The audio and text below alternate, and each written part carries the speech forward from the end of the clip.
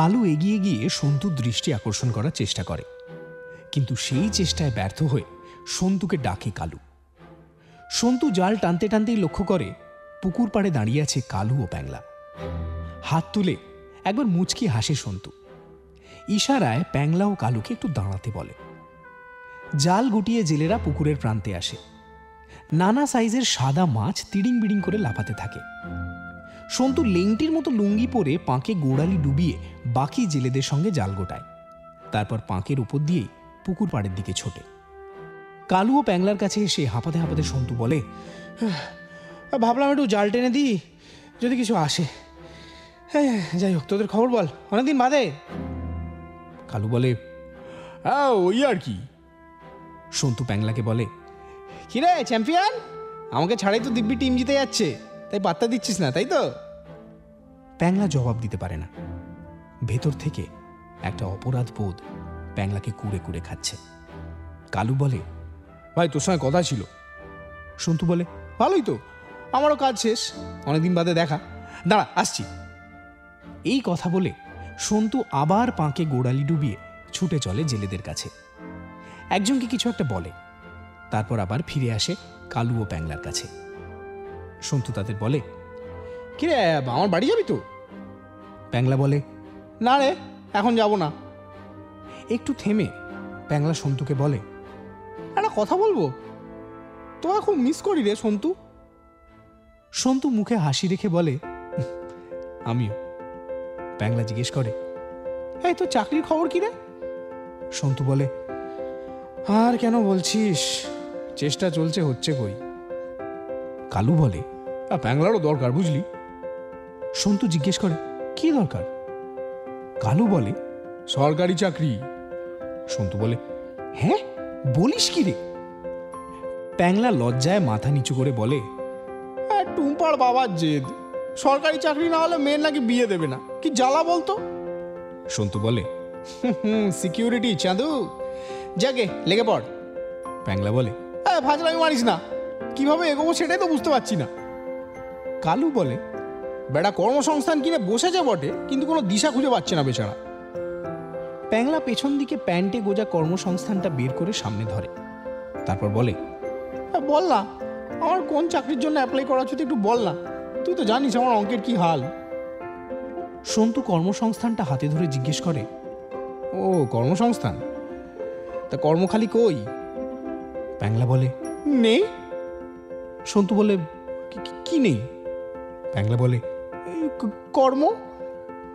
সন্তু বলে, আরে ওটা বলছি না, আমি কর্মখালির কথা বলছি। প্যাংলা বলে, আরে আমিও তো তাই জিজ্ঞেস করছি, কর্মখালি নেই। সন্তু বলে, আরে কাজ সংক্রান্ত পত্রিকা, কাজের খবর, কর্মক্ষেত্র, কর্মখালি, শুধু কর্মসংস্থান দিয়ে হবে নাকি? প্যাংলা বলে, ওই কালু তো আমায় কিছু বলেনি। কালু বলে, এর মধ্যে আবার আমাকে টানছিস কেন? এই বিষয়ে আমার জ্ঞান ওই কর্মসংস্থান অবধি, ভালো করতে গেলেই মুশকিল লোকে ধর। সন্তু বলে, আচ্ছা আচ্ছা থাম থাম থাম, আমার কাছে কর্মখালি আছে, দেখে জানাচ্ছি কিসে প্যাংলা অ্যাপ্লাই করতে পারে, বিকেলে একবার দেখা কর। বাইকে ফেরার সময় কালু চুপ করেই বসেছিল। তার ভাব দেখে প্যাংলাই পরিস্থিতি সামাল দেওয়ার চেষ্টা করে, তাতে অবশ্য ডাল গলেনি। কালুকে তার বাড়িতে নামিয়ে দিয়ে চট করে নিজের বাড়িতে চলে আসে প্যাংলা। দুপুরে খাওয়ার সময় বাড়িতে একবারে ধুমধুমার কাণ্ড। প্যাংলা ভালো করেই জানে টুম্পাকে বিয়ে করতে হলে তার বাবার দেওয়া শর্ত পূরণ করতে হবে, অর্থাৎ তাকে নিরামিষাশী হতে হবে। কিন্তু টুম্পার সাথে ঝামেলার পর সে বাড়িতে অন্য কথা জানিয়েছিল। সেই মতো বাড়িতে আমিষ খাওয়া আবার শুরু হয়। আজও প্যাংলার প্রিয় আমিষ রান্নাই হয়েছে। রান্নাঘরের পাশে বসার ঘরের যে অংশ থেকে ছাদে যাওয়া সিঁড়ি উঠেছে, সেখানেই খাওয়া দাওয়া করে দেবনাথ পরিবার। ফণীভূষণ একটা আসনে বসে আছে, তার পাশে রাখা একটি আসন, সেটা এখন খালি রয়েছে। সেখানে এসে প্যাংলার বসার কথা। ঠিক উল্টো দিকে একটা পিঁড়িতে বসে আছে দেবলা। ভাতের হাঁড়ি, মুরগির মাংস আর বাটা মাছের ঝাল ফণীভূষণ আর দেবলার মাঝে সুয়েজ খাল সৃষ্টি করেছে। ফণীভূষণ বলে, এবার কি সূর্য ডুবলে খেতে দেবে নাকি? আর কতক্ষণ অপেক্ষা করব? দেবলা বলে, দাঁড়াও না, শুধু খাই খাই, ছেলেটা আসুক। দেবলা একবার ডাক দেয়, বাবু, বাবু। এদিকে আয়। কোনো উত্তর নেই। দেবলা উঠে গিয়ে প্যাংলার ঘরে যায়। প্যাংলা জানায়, আমিষ খাবার আমি খাবো না। দেবলা প্যাংলাকে বলে, এই তো বললি সপ্তাহে একদিন নিরামিষ খাবি, তাহলে আবার এখন এসব বলছিস যে? প্যাংলা বলে, আরে বললাম তো দীক্ষা নিয়েছি। দেবলা বলে, আরে বাবা সে তো একদিন। প্যাংলা বলে, এখন 7 দিন, দীক্ষার প্রমোশন হয়েছে। এই কথা শুনে দেবলার সন্দেহ আরো বাড়ে। ছেলে কি তাহলে এবার সন্ন্যাস নেবে নাকি? ছেলের কি হবে? এসব ভেবে আঁচল দিয়ে মুখ চেপে কাঁদতে কাঁদতে এসে খাওয়ার জায়গায় বসে। ফণিভূষণ জিজ্ঞেস করেন, হ্যাঁ আবার কি হলো? কাঁদো কাঁদো সুরে দেবলা বলে, কি হবে আবার? ছেলে বলছে আমিষ খাবে না। কবে থেকে তোমায় বলছি একটা ওঝা টোঝা ডাকো। ফণিভূষণ বলে, এ তো মহা ঝামেলা, আজ এর একটা হেস্ত নেস্ত করেই ছাড়বো। চলো আমার সঙ্গে, চলো তো। ফণিভূষণ ও দেবলা খাওয়া বন্ধ রেখে প্যাংলার মুখ থেকে আসল কথাটা বের করার চেষ্টা করল। অনেক জোরাজুরির পর প্যাংলা সত্যিটা বলে ফেলল। আর আসল কারণটা জানার পর দেবলা আবার বাংলা সিরিয়ালের নতুন বউয়ের মতো আঁচল মুখে চেপে কাঁদতে শুরু করলেন। কিন্তু ফণিভূষণের মাথায় এসে ভর করল অন্য চিন্তা। ছেলে যার মেয়েকে বিয়ে করতে চায় সেই হরেকৃষ্ণ বারিকের কাছে এখনো 1700 টাকা বাকি। গত বছর হালখাতায় মাত্র 300 টাকা শোধ দিয়েছে। 2000 টাকার ধার কমে 1700 টাকায় এসেছে। ওই টাকাটা বোধহয় মার গেল। দেবলা বলে ওঠে, তুই শেষে হরেকৃষ্ণ বারিকের মেয়ের পাল্লায় পড়লি। হে ভগবান, আমার কি হবে গো? দেবলার কান্না দেখে ফণিভূষণের দিকে তাকায় প্যাংলা। ফণিভূষণ দাঁতে দাঁত চেপে বলে, ছেলে প্রেম করতে শিখেছে, তোমার জন্য আমার ব্যবসাটা আবার লাটে উঠবে, বুঝতে পারছো? দেবলা ফোঁপাতে ফোঁপাতে বলে, মেয়েটার নাকটা কেঁদা, তাও ঠিক আছে। সরকারি চাকরি চাই, তাও ঠিক আছে।